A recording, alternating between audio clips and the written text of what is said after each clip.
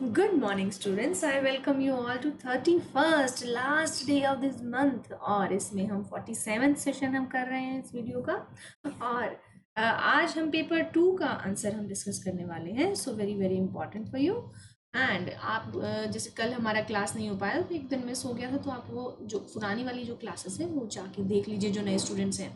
Right, so let's discuss about it. Paper second of GS mains. Okay, so how anti-defection law hampers the oversight functioning of the legislature as well as the restrict legislators conscience. Okay, so हमें बताना है कि anti defection law कैसे हमारा जो process है polity का उसको हैम्पर करता है और कैसे जो एक लेजिस्लेटर का कंसाइंस है उसको रिस्ट्रिक्ट करता है, ठीक है, उसको आगे बढ़ने से रोकता है. तो how it will be, so what should be the approach for this question? So it would be like introduced by a recent case related to anti defection as well as giving an overview about this law.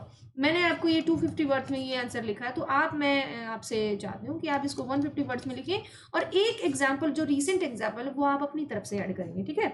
So explain in detail how it restricts legislators conscience and impede the oversight functioning of the legislature. कैसे ये hamper करता है वो हमें देखना है, बताना है. highlight the suitable way in forward regard, मतलब हमें वे फॉरवर्ड बताना है कि सुटेबल क्या हम इसका वे फॉरवर्ड कर सकते हैं, कंक्लूड कर देना इसको.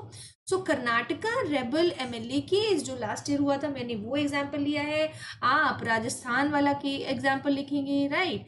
सो आप मुझे बताएंगे लिख के फिर, ठीक है. Recent defection of 12 out of 18 MLAs in Telangana brought the issue of anti defection law to the forefront. मतलब हमने जो कर्नाटका में देखा था कि जो उसके डिफेक्शन हुआ था 12 आउट ऑफ 18 कांग्रेस एमएलए को एक पार्टी से दूसरी पार्टी जो बदल रहे थे in Telangana, brought the issue of anti defection law to the forefront. उसमें उस टाइम पे एंटी डिफेक्शन का जो ये इशू था ये ज्यादा न्यूज में हाईलाइटेड था, तो इस बार जो राजस्थान वाला है वो वाला लिखेंगे. The anti defection law was passed in 1985. आपको पता है Rajiv Gandhi government 52nd Amendment of the Constitution, which added the 10th schedule of Indian Constitution. It lays down the process by which legislators may be disqualified on the grounds of defection by the presiding officer of the legislature based on a petition by any other member of the house. So जो house का जो उस in house जो उसका presiding officer होता है वही उसको डिफेक्ट कर सकता है किसी भी एमएलए एमपी को, ठीक है. तो ये जो 10th शेड्यूल उसका प्रोसेस होता है. इसकी एडवांटेजेस क्या है? अगर कोई आयाराम गयाराम करता है, आपने सुना होगा, पॉलिटी में पढ़ा होगा कि एक पार्टी छोड़ के दूसरी पार्टी जाते हैं जब एमएलए, तो उसका क्या एडवांटेज होता है वो हम देखेंगे. Provides for punitive measures against, मतलब एंटी डिफेक्शन लॉ का क्या एडवांटेज है कि अगर इसके अंडर हम इनको डिफेक्ट कर देते हैं तो उसका क्या फायदा होगा. Provides for punitive measures against a member who defects from one party to another. इसके लिए पनिशमेंट इसमें दिया गया है कि आप एक जगह बार बार पार्टी अगर छोड़ रहे हैं तो क्यों छोड़ रहे हैं. Provides stability to the government by preventing shifts of party alliance. मतलब अगर आप बार बार पार्टी चेंज करेंगे तो जो उस पार्टी का एक इनहेरेंट क्वालिटी जो स्टेबिलिटी है वो हैम्पर हो जाती है ना, तो वो उसको ये खत्म कर देगा ये जो लॉ है हमारा. So ensures that candidates remain loyal to the party as well as citizens voting for him. तो जो जिस पार्टी के लिए उन लोगों ने वो उसको वोट किया था तो वो उस पार्टी में रहेगा, तभी उस पार्टी का और जो लोगों की लॉयल्टी उसमें बनी रहेगी ना एमएलए में. तो अगर वो बार बार चेंज करेगा तो लोगों का लॉयल्टी उसमें कम हो जाएगा. प्रमोट्स पार्टी डिसिप्लिन, तो पार्टी का जो डिसिप्लिन है वो खराब नहीं होना चाहिए, इस वजह से एंटी डिफेक्शन हेल्प करता है उसमें. Facilitates merger of political parties without attracting the provisions of anti defection. मतलब जो पॉलिटिकल पार्टीज का जो मर्जर है और एंटी डिफेक्शन को मतलब इंक्लूड किए बिना ये उसको प्रमोट करता है कि आप डिफेक्ट ना करें बट पार्टी मर्ज करें. If expected to reduce corruption, political level पे जो करप्शन होता है कि इस पार्टी को क्यों जाएगा वो एक एमएलए छोड़ के दूसरी पार्टी में, बिकॉज उसको पैसे मिलेंगे वहां से. तो अगर ये तो फिर करप्शन का केस हो गया. तो करप्शन अगर ज्यादा होगा तो पॉलिटी में वो एटलीस्ट हार्म ही करेगा, right. more concentration on governance is a possible, तो आपका गवर्नेंस पे ज्यादा फोकस होगा बजाय कि आप पार्टी चेंज करें। मतलब आप वहीं रह के अच्छा काम करने की कोशिश करेंगे जब आपको पता है कि हम बार बार चेंज करेंगे तो हम पे डिफेक्शन लग सकता है, right. So anti defection law seeks to provide a stable government by ensuring the legislator do not switch sides. However, it may restrict the legislature's conscience and hamper the oversight functioning of a legislature। मतलब बार बार change करने से जो एक government है उसका जो side जो बदल लेते हैं एमएलए, उससे उसका जो स्टेबिलिटी है वो हैम्पर होता है, और वो ओवरसाइट फंक्शनिंग जो लेजिस्लेचर का फंक्शनिंग है वो भी हैम्पर होता है कि अगर एमएलए पार्टी बदलने में टाइम वेस्ट करेंगे तो वो काम कब करेंगे, ठीक है। सो पार्टी विप्स, इसमें क्या होता है, political party issue a direction to MPs on how to vote on most issues irrespective of the nature of the issues. तो पॉलिटिकल पार्टीज जो हैं वो अपने एमपीज को बताती हैं कि कैसे उनको वोट करना है डिफरेंट डिफरेंट जो इश्यूज होते हैं। और आपको पता है कि इनडायरेक्ट वे होता है ये लोगों की विल का, हम जो चाहते हैं वो हमारे एमपीज हमारे थ्रू उसको रिप्रेजेंट करते हैं। It restricts legislator from voting in line with his conscience. मतलब यह जो एक मुद्दा है इसमें ये होता है कि वो एमएलए खुद से क्या चाहता है वो अपनी ना चला पाए, वो पार्टी के अकॉर्डिंग चले, तो ये उसका फोकस रहता है, ठीक है, judgement and interest of his electorate. So such a situation impedes the oversight functioning of legislature over a government by ensuring that members vote based on the decisions taken by the party leadership। मतलब जो members का decision होगा ना उस party में, कोई suppose हमको decision लेना है हमारी लेजिस्लेचर स्टेट लेजिस्लेचर में, तो जो उसको डिसीजन होता है वो पर्टिकुलर एमएलए का कंसाइन नहीं होता है, वो पूरी पार्टी का ही आइडिया होता है कि आपको इसलिए आप वोट करेंगे क्योंकि हम ये चाहते हैं मिलके, ठीक है। तो ये इंश्योर करता है इस जो ये प्रोसेस होता है हमारा पार्टी का कि हमको ऐसे ही वोट करना होता है जिसमें पूरी पार्टी की इच्छा हो, ठीक है। So vote based on the decisions taken by the party leadership and not that their constituents would like to them to vote for, okay। So the law impinges and on the rights of free speech of the legislature and undermines the very concept of the representative democracy। So जो ये law है anti defection law, ये क्या करेगा, right to free speech legislator को खुले से बोलने के लिए, और उनका जो वेरी कंसेप्ट है डेमोक्रेसी का कि आप अपनी जो इलेक्टोरेट जहां कंस्टिट्यूएंसी को आप रिप्रेजेंट करते हैं उसकी बातें आप गवर्नमेंट के सामने लेके आए, तो ये उसको मेन फोकस करता है, ना कि आप पार्टी बदलने में टाइम वेस्ट करें।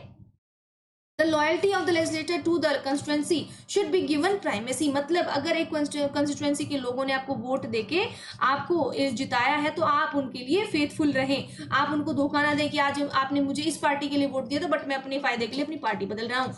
It is curious to note that when the constitution was originally adopted the party system was not recognized by the constituent assembly। मतलब यह एक नोट करने वाली बात है कि जब कॉन्स्टिट्यूशन ओरिजिनली अडॉप्ट किया गया था तो पार्टी सिस्टम को कॉन्स्टिट्यूंट असेंबली में कोई हिस्सा नहीं दिया गया था उस टाइम पे। It was only in 1985 that the anti defection law was engrafted into the constitution with the insertion of the 10th schedule. मतलब सिर्फ 1985 में जाके ही तब समझ आया कि ऐसे भी हो सकता है कि लोग पार्टी बदल सकते हैं, तो इसको रोकने के लिए हमने 85 में anti defection law 10th schedule से हमने इंप्लीमेंट कर दिया। अब इसका वे फॉरवर्ड क्या है, ये इसका क्या जो हमारी जो हैम्पर होता है ना प्रोसेस डेमोक्रेसी का, उसका वे फॉरवर्ड क्या होगा, इसमें देखेंगे necessary impediments are required in the representation of people act to make political parties more democratic in the selection of their leadership. मतलब हमारा फोकस होना चाहिए कि डेमोक्रेटिक जो पार्टी है वो जो पार्टी हमने चुन के आई वो मोर डेमोक्रेटिक बिहेव करें, ठीक है, लोगों की के बारे में उनकी समस्याओं के बारे में ज्यादा बोले, ना कि अपने लिए। The constitution needs to be amended to insert a provision that only the violation of whip issued by a political party following intra-party democracy, right, और would entail disqualification of a legislator।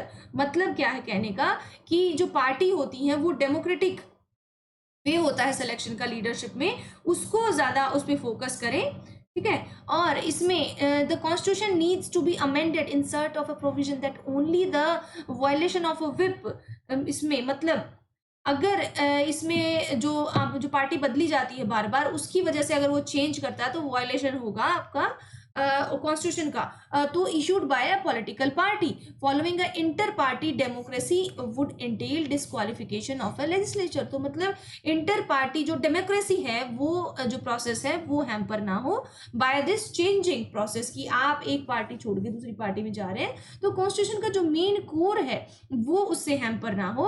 तो आपको जो अपनी जो political party है वो ही आपको उसका सोल्यूशन प्रोवाइड कर देगी, ना कि आपको मतलब बार बार पार्टी चेंज करना पड़ेगा। आपका जो प्रिसाइडिंग ऑफिसर है वो ही आपको उसकी सजा देगा और रोकने जाने से रोकेगा, ठीक है। So that is the process. So Dinesh Goswami committee on electoral reforms 1990, ये इलेक्टोरल रिफॉर्म्स के बारे में जो एक कमेटी बनाई गई थी, suggest that the issue of disqualification should be decided by the president governor on the advice of the election commission. तो उन्होंने बोला था कि इलेक्शन कमीशन की जांच के बाद, उनकी कहने के बाद, उनसे डिस्कशन के बाद ही हमारे प्रेसिडेंट और गवर्नर को ये राइट हमें देना चाहिए कि वो उसको डिस्क्वालीफाई कर सकें। It also suggests that disqualification should be limited to cases where a member abstains from voting or votes contrary to the party whip in a motion of vote of confidence and motion of no confidence। मतलब कहने का है कि अगर हमारी जो party जो decision लेना चाहती है, अगर उसके खिलाफ वो मेंबर अकेला खड़ा होता है और वो उसके अकॉर्डिंग बात नहीं करता है, तो भी ये जो है हम उस पर डिस्क्वालिफिकेशन लगा सकते हैं, ठीक है। तो इसका अब कंक्लूजन क्या होगा, हमने वी फॉरवर्ड देख लिया कि इसमें देखो ये लॉ हुए थे, इस अकॉर्डिंग हम ये भी इंप्लीमेंट कर सकते हैं। इसका कंक्लूजन हम बताएंगे, इसके जो पॉजिटिव है, नेगेटिव है, और इसका वे फॉरवर्ड भी इसमें इंक्लूड कर देंगे। The anti-defection law is subject to criticism mainly on the premise that it undermines the very concept of representative democracy। हमारा एंटी डिफेक्शन लॉ, इसको हम डिस्क्वालीफाई जब करेंगे किसी एमपी को, तो एमएलए को, तो वो क्या होगा, हमारी जो रिप्रेजेंटेटिव डेमोक्रेसी है कि हम अपना एक इलेक्टर चुन के आगे भेजते हैं, तो उसका मतलब है कि वो हमारे लिए बात करे, हमारे लिए, हमारी समस्याओं के लिए बात करे, ना कि खुद से रिलेटेड, ठीक है। So but considering the political defections indiscriminately taking place in India, the anti-defection law is certainly, though not a solution for ensuring political stability, ठीक है। तो ये हमारा जो इंडिया में प्लेस लिया है पॉलिटिकल डिफेक्शंस बार बार, उससे क्या होता है, एंटी डिफेक्शन लॉ दो not solution for ensuring political security, तो मतलब ये पूरा सोल्यूशन भी नहीं है। एंटी डिफेक्शन आप बोलेंगे कि डिस्क्वालीफाई करते जाएं लोगों को, ऐसे ही बदलेंगे, तो ये कोई सोल्यूशन नहीं है पॉलिटिकल स्टेबिलिटी के लिए। तो स्टेबिलिटी जो है 5 साल के लिए गवर्नमेंट रहना चाहिए, वो तो हिल जाता है ना, वो तो बार बार हैम्पर हो जाता है ना, उसका जो मेन कोर है डेमोक्रेसी को बनाए रखना, वो तो हैम्पर हो जाता है ना। So the appropriate reforms in law can help in ensuring the balance between the legislative conscience and the political stability। तो हमें इस लॉ में कुछ इफेक्टिव चेंजेस भी करने की जरूरत है, कि जिससे आपका जो पार्टी की इच्छा है और जो लेजिस्लेटर की इच्छा है वो दोनों मिल जाएं, वो अलग अलग ना रहें। So that is all about anti defection law. Okay, I hope कि आपने बहुत अच्छे से समझ लिया होगा कि पार्टी जब चेंज करते हैं तो क्या क्या नुकसान होते हैं और हमें नहीं करना चाहिए, राइट। तो इसके लिए आप जो राजस्थान वाला जो केस है वो इसमें एग्जाम्पल डालेंगे अपनी तरफ से और मुझे ये आंसर लिख के दिखाएंगे।